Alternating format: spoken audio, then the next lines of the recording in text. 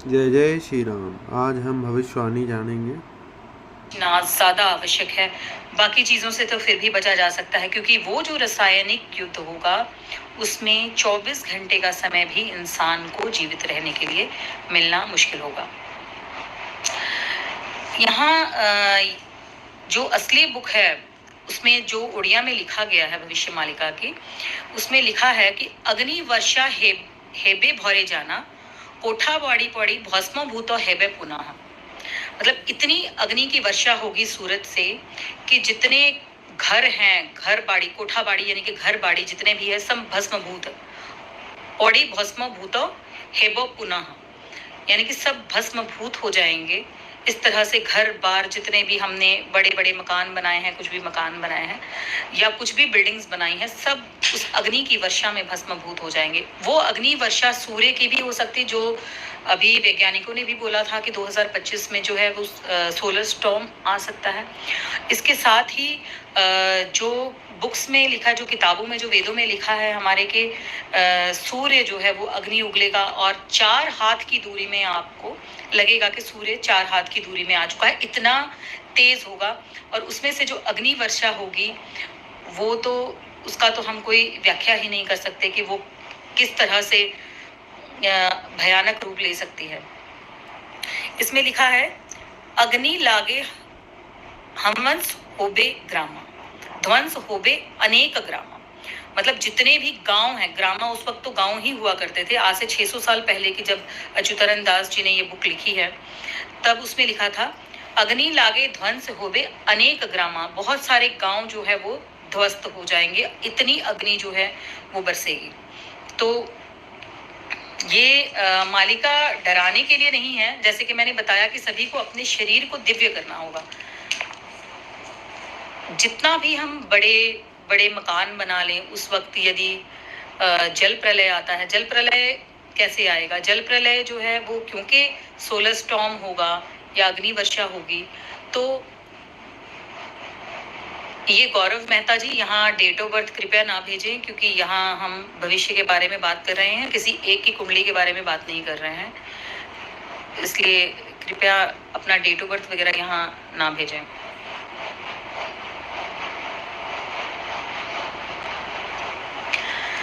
ये सब होगा कहाँ? ये युद्ध कहाँ होगा?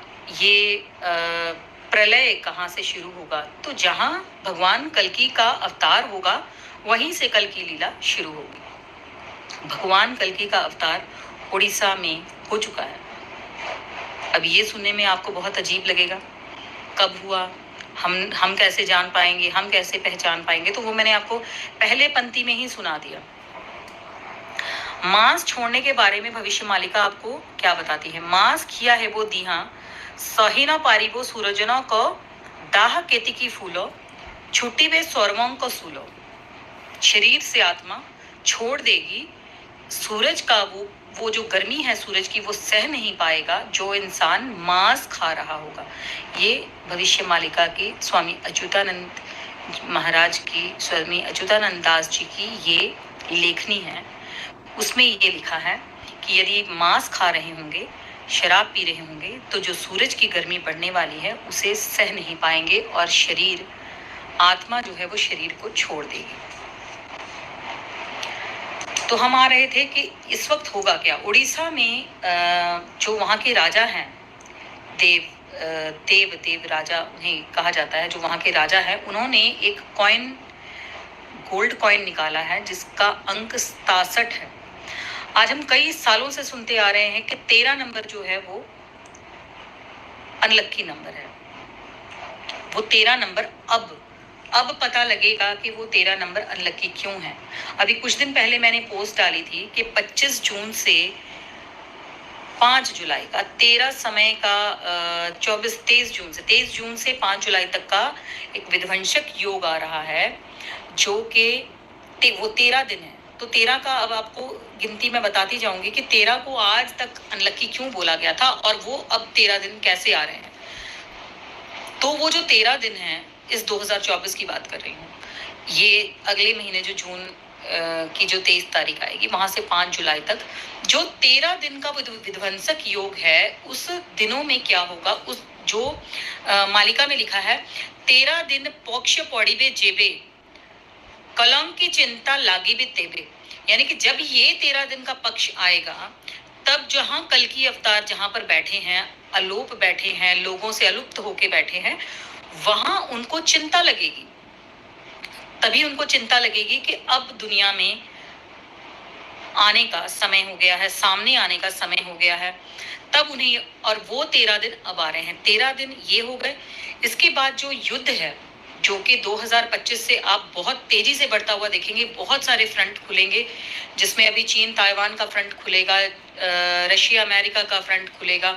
अभी 2 फ्रंट खुले हैं। जिस दिन 5 फ्रंट खुल जाते हैं तो देश 2 धड़ों में बट जाएगा। जब देश 2 धड़ों में बटेगा, 2 हिस्सों में कंट्रीज जो है वो अलग अलग धड़ में बढ़ जाएंगी, उसके बाद जो विश्व युद्ध शुरू होगा, जिसकी फाउंडेशन 2025 से शुरू हो जाएगी। 2025 में शनि मीन राशि में जाते ही वो केवल दुनिया पे नहीं, आपकी अलग अलग राशियों पर भी वो प्रभाव डालेगा। हर एक राशि पे, आपके निजी जीवन पे, आपकी सेहत पे, किसी की सेहत पे, किसी के धन पे, किसी के माता पिता पर, किसी के भाई बहनों पर, किसी की संतान पर, किसी को रोग, किसी को स्त्री की तरफ से, किसी को स्त्री की तरफ से परेशानी, तो अलग अलग तरह की, किसी की खुद की मृत्यु, किसी बहुत सारी चीजें जो है, किसी के भाग्य पर शनि का मीन राशि में जाना। बहुत सारे ग्रंथों में लिखा गया है कि जिस दिन शनि मीन राशि में गए, वो 2.5 साल आप वो कुछ देखेंगे जो आपने कभी नहीं देखा। ऐसे ऐसे प्राकृतिक आपदाएं आप देखेंगे जो आपने कभी सुनी नहीं होंगी, कभी देखी नहीं होंगी। जब सोलर स्टॉर्म होगा तो जो हमारा एक मैग्नेटिक फील्ड है नॉर्थ एंड साउथ पोल का, वो बिगड़ जाएगा। और जब वो बिगड़ेगा तो उसके साथ जो जंगल में रह रहे जानवर, जो जानवर आपने कभी देखे भी नहीं, जो पेड़ों में हैं, नदियों के नीचे हैं, वो सारे जानवर शहर की ओर, उन्हें समझ कुछ नहीं आएगा। क्योंकि वो धरती से जुड़े हुए हैं, तो मैग्नेटिक फील्ड बदलते ही, खराब होते ही उनके मानसिकता पे ऐसा फर्क पड़ेगा कि उन्हें समझ ही नहीं आएगा कि ये क्या हो रहा है, और वो शहर की ओर दौड़ पड़ेंगे। तब आप झुंड के झुंड जानवर ऐसे देखेंगे जो आपने कभी देखे नहीं होंगे। तो बहुत सारी चीजें होने वाली हैं, जिसमें उपाय केवल यही है कि आप अपने शरीर को दिव्य करें, आप अपने शरीर को शुद्ध करें, त्रिकाल संध्या करें, आप 3 टाइम जो है वो पूजा करें, शाकाहारी बने, मांसाहार छोड़ दें, झूठ छोड़ दें, लोभ छोड़ दें। ये सारी चीजों से जब आप, जिस दिन ये हो जाएगा ना कि कोई जा रहा है, रास्ते में 500 का नोट गिरा और किसी ने कहा भैया ये आपके पैसे गिर गए, वो इंसान जाएगा जिसमें इस तरह की भावना होगी, जिसने इस तरह की कि किसी दुखी को देख लिया, अगर उसके पास वस्त्र नहीं है उसे वस्त्र दे दिए, किसी के पास उसकी खाना नहीं है उसे खाना दे दिया, रास्ते में जाते हुए किसी का दुख ना देख पाए। ऐसे लोग जो अंदर से पूरी तरह से शुद्ध हैं वो ही जा पाएंगे। अब कई लोग पूछेंगे कि हर कोई, तो बच्चे तो त्रिकाल संध्या नहीं कर सकते, कई शारीरिक रोग से जो रोगी हैं वो त्रिकाल संध्या नहीं कर सकते। तो देखिए, हर तरह में बंटवारा होगा, हर तरह के इंसान में जो है अलग अलग तरह का देखा जाएगा, गुण देखा जाएगा, अलग अलग गुणों से उनको विभाजित किया जाएगा कि ये लोग जा सकते हैं सतयुग में, ये लोग नहीं जा सकते। उसमें दान पुण्य करने वाले भी, ये जरूरी नहीं कि बहुत ज्यादा पूजा पाठ करने वाला ही इंसान जाएगा। जिन लोगों ने दान पुण्य किया है, दया किया है, धर्म किया है, जिन लोगों से धर्म से विपरीत काम किए हैं, वो तो बिल्कुल नहीं जाएंगे। जिन लोगों ने दया की है, धर्म किए हैं, वो लोग जाएंगे। और ये सब कुछ कहाँ होगा?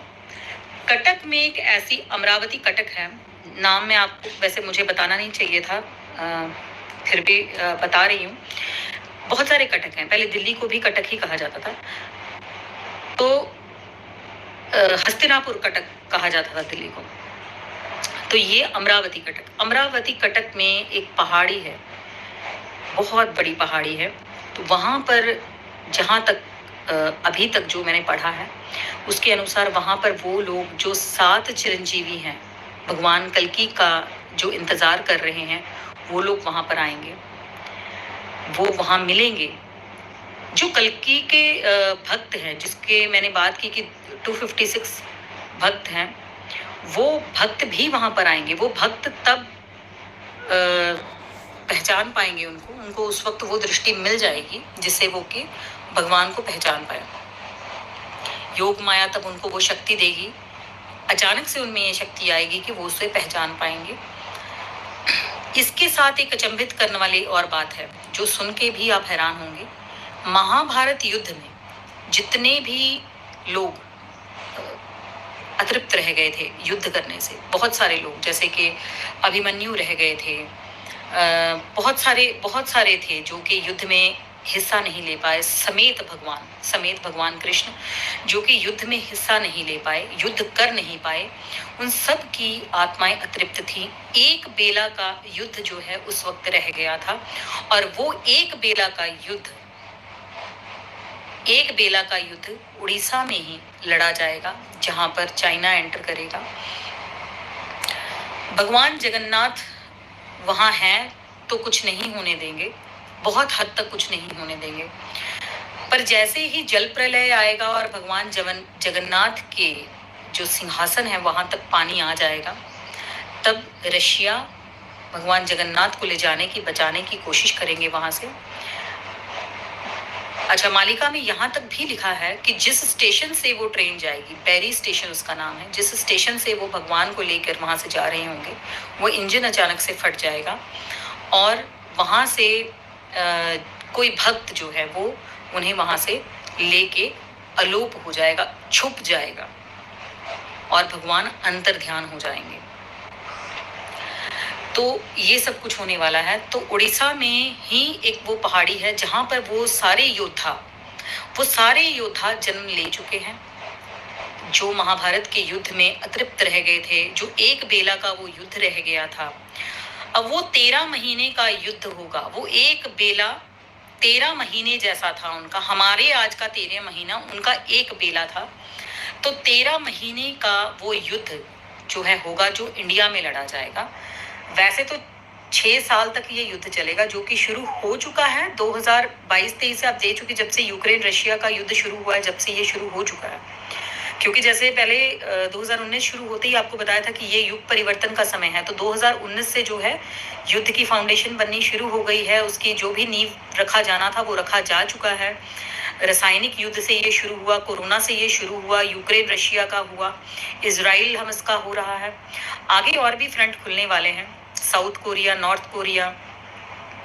तो ये सारे फ्रंट धीरे धीरे खुलेंगे। तो ये शुरू से अगर हम 2020 से इसे लगाएं तो ये 6 साल का युद्ध, 6 साल 21 से अगर शुरू हुआ है तो वहां से 6 साल लगा ले, ये युद्ध चलेगा, जिसमें आखिरी के 13 महीने जो है वो भारत एंटर करेगा।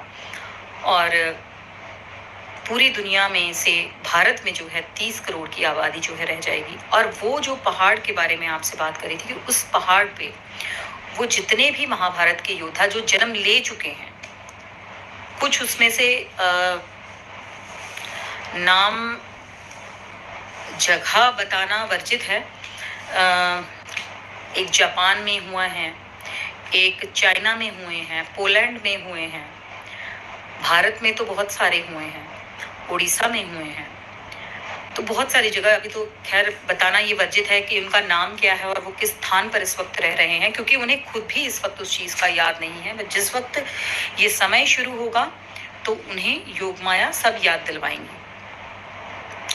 तो वो सारे मिलके भगवान के साथ युद्ध करेंगे, कल की भगवान के साथ में साथ देंगे, उनका साथ जो है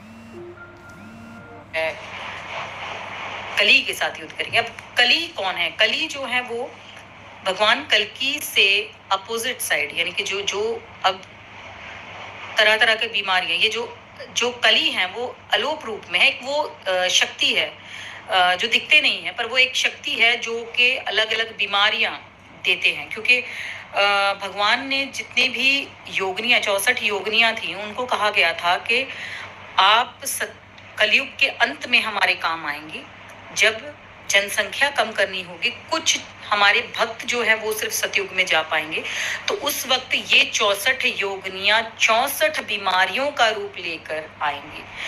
तो ये क्या होता है कि जैसे चाइना के दिमाग में ये बात आ जाए, हमने लैब में कोरोना बना दिया, अभी कोई एक्स बीमारी, एक्स कोई डिजीज एक्स जो है वो बता रहे हैं, तो बहुत सारी बीमारियां ऐसी होंगी जो 24 घंटे भी इंसान को निकालने नहीं देंगी। तो ये कौन है? ये वो 64 योगनियां हैं जो जनसंख्या कम करने में भगवान का साथ देंगी। भगवान का साथ देंगे वो योद्धा, महाभारत के वो योद्धा, जो एक बेला का वो युद्ध रह गया था, वो 13 महीने वो लड़ेंगे। आपको एक कैरेक्टर महाभारत का याद होगा, बर्बरी जी। तो बर्बरी जी ने शुरू से लेके अंत तक सारा युद्ध देखा था। भगवान कृष्ण ने उन्हें युद्ध नहीं लड़ने दिया, क्योंकि उन्हें हारे का सहारा, उनका यही गुण था कि जो हार रहा होगा उनकी तरफ चले जाएंगे। तो उन्होंने बोला था कि ऐसे तो युद्ध कभी खत्म ही नहीं होगा, अगर दूसरा पक्ष हारने लगेगा तो आप वहां हो जाएंगे, वो पक्ष हारने लगेगा तो आप उधर हो जाएंगे, तो इस तरह से तो कभी युद्ध खत्म ही नहीं होगा। तो उनका बलिदान, उन्होंने बलिदान दे दिया था, अपने सिर का बलिदान जो है वो दे दिया था। पर उस सिर से उन्होंने सारा मंजर महाभारत का जो है देखा था, साक्षात किया था। वो पहले आ चुके हैं, वो पहले आ चुके हैं। अभी मैं आपको याद भी दिलवाती हूँ कि वो कौन है। वो पहले आ चुके हैं और वो 2019 से ही इस युद्ध की जो शुरुआत है, जो कल की लीला है, वो शुरुआत से देख रहे हैं। थोड़ा देर ही हुआ है आपको सुने हुए खाटू श्याम महाराज को। वो कौन है? वो बर्बरी जी ही हैं, बर्बरी जी ही हैं। और वो पहले आ गए हैं ताकि वो सारा कुछ उसी तरह से साक्षात देख सके जैसे उन्होंने महाभारत के युद्ध को देखा था, साक्षात किया था। उन्हें एक एक इंसान को, उसमें एक एक योद्धा का पता था, कौन छल से जीता है, कौन किस तरह से जीता है। वही हिसाब किताब अब पूरा होना है, तो अब भी वो सबसे पहले आ गए हैं। अब कुछ समय में ही आपने खाटू श्याम जी का नाम सुना होगा, पहले 5-7 साल 10 साल पहले आपने नहीं सुना होगा।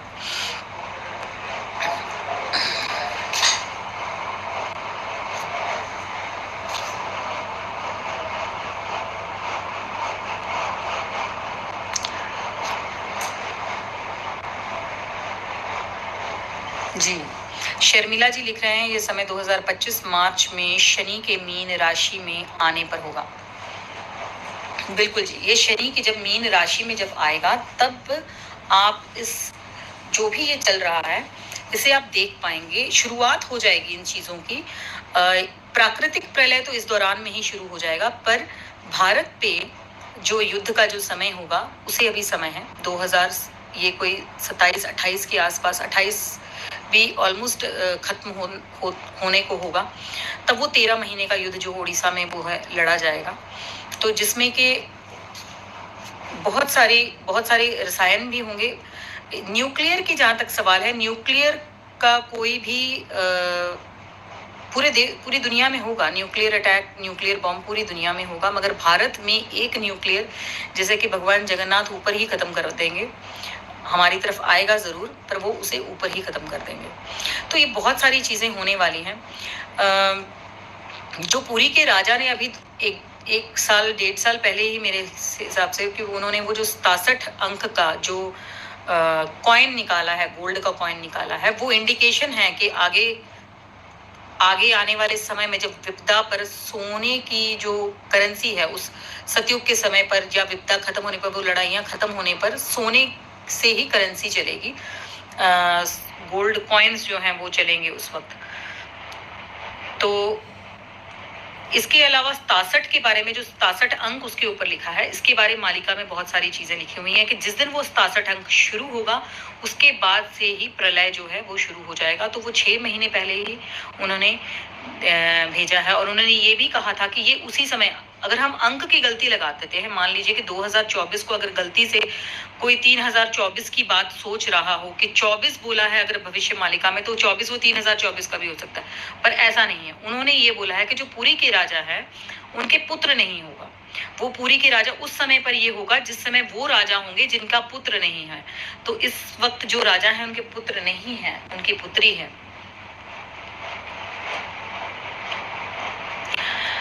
अगर देखें उस वक्त, अनिल शर्मा जी लिख रहे हैं कि इसका इंडिया पर एक्सक्लूसिव क्या इम्पैक्ट होगा। देखिए, जनसंख्या तो घटेगी, कुछ जल प्रलय से घटेगी, क्योंकि जब यहाँ हमला होगा तो पंजाब का भाखड़ा नंगल डैम, उड़ीसा का हीराकुद डैम, यूपी का एक डैम, तो ये डैम्स भी जो है वो टूट जाएंगे, तोड़े जाएंगे, बम से तोड़े जाएंगे। तो उसकी वजह से जो है जल प्रलय तो आएगा। अब जल प्रलय उस वजह से भी आएगा और सोलर स्टॉर्म की वजह से भी आएगा, क्योंकि सोलर स्टॉर्म की वजह से हिमालय जो है वो पिघलने लगेगा। और जितने भी समुद्री तट पे जो शहर हैं, जो समुद्री, जैसे बॉम्बे है या समुद्री तट पे जो भी शहर है, वहाँ समुद्रों के बीचों बीच आगे जाके बड़ी बड़ी बर्फ की शिलाएं हैं जो कि वो पिघलेंगी तो समुद्र का स्तर बढ़ेगा और वो शहरों की ओर ही आएगा। तो जल प्रलय से काफी जान माल का नुकसान होगा, अग्नि प्रलय से होगा, वायु प्रलय होगा उस वक्त, और जो महामारी आएगी उसकी वजह से कुछ जो ये बॉम्ब्स वगैरह जो युद्ध वगैरह होंगी उसके वजह से होगा। तो जनसंख्या तो घटेगी, जैसे कि बताया गया है, जो किताबों में जो मालिका में बताया गया है कि 30,000 की इंडिया में जो है वो जनता रह जाएगी। वो भी शॉर्टलिस्ट की गई है, सतयुग में जा रही है नहीं जा रही है, ये 30,000 में नहीं आ रहे हैं। उसमें जैसे कि मैंने बताया कि आपको अपने आप को बहुत शुद्ध करना होगा, अपने शरीर को दिव्य करना होगा। आप जितना भी उस वक्त अनाज बचा ले।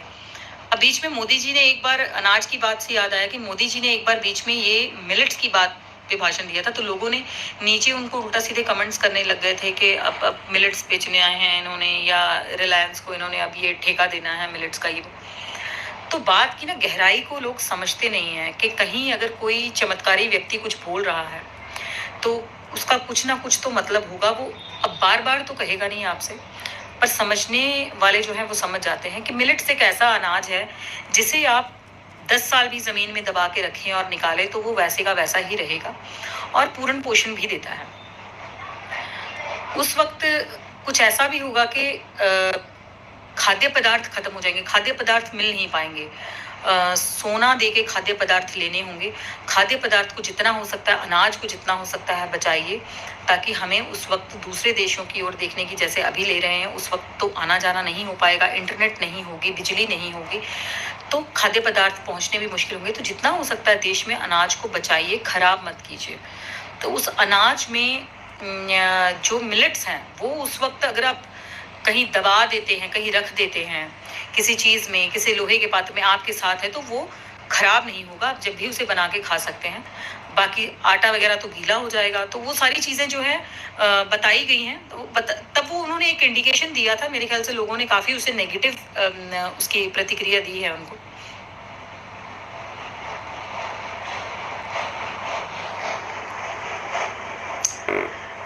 सोनी शुक्ला जी लिख रहे हैं, मेरे बच्चे ट्रिपलेट्स हैं मैम, पढ़ने में कमज़ोर। देखिए यहाँ पर फिर मैं बता रही हूँ कि कोई पर्सनल सवाल मत पूछिए, उसके लिए व्हाट्सएप है, वहाँ हम कुंडली देखते हैं। व्हाट्सएप पे आप अपनी कुंडली के लिए बुकिंग करवा के वहाँ पर अपनी जो निजी जीवन के बारे में पूछ सकते हैं, कुंडलियों के बारे में पूछ सकते हैं। यहाँ नहीं, यहाँ हम भविष्य के बारे में सबको अचेत करने आए हैं कि आप लोग समझ जाइए कि आपको भगवान का नाम लेना है, आपको माधव नाम लेना है, जिसे भी आप मानते हैं पूर्ण तरीके से मानिए। ये नहीं है कि आज अभी रात को आप पी रहे हैं, सुबह उठ के आप पूजा पाठ कर रहे हैं, वो मत कीजिए। हनुमान जी की उपासना कीजिए, चिरंजीवियों में से एक हैं, मदद करेंगे मुश्किल में, सभी सामने आएंगे एक एक करके। हम नहीं पहचान पाएंगे। जो लोग भक्त होंगे, जो लोग भगवान की बहुत उपासना करते होंगे, केवल वही लोग ही उन्हें पहचान पाएंगे। वो उस पहाड़ के बारे में मैं आपसे बात कर रही थी कि उड़ीसा में जो वो पहाड़ है कटक में, वहाँ सारे इकट्ठे होंगे, वो योद्धा भी, वो 256 जो भक्त हैं वो भी, 7 चिरंजीवी भी, भगवान कल्कि भी, वहाँ पर सब इकट्ठे होंगे। वहाँ सभा लगेगी, वहाँ बात होगी, वो एक दूसरे को पहचानेंगे। वहाँ पर योग माया सबको पहचानने की एक दूसरे को शक्ति देगी। अब हम उनमें से एक हों तो उसके लिए हमें अपने शरीर को बहुत दिव्य करना होगा, 3 समय की पूजा करनी होगी, माधव नाम जपना होगा, लोभ लालच झूठ छोड़ना होगा, दया अपनानी होगी, हर इंसान पे, हर प्राणी पे, जानवर पे, सब पर दया करनी होगी, दया भावना लानी होगी मन में।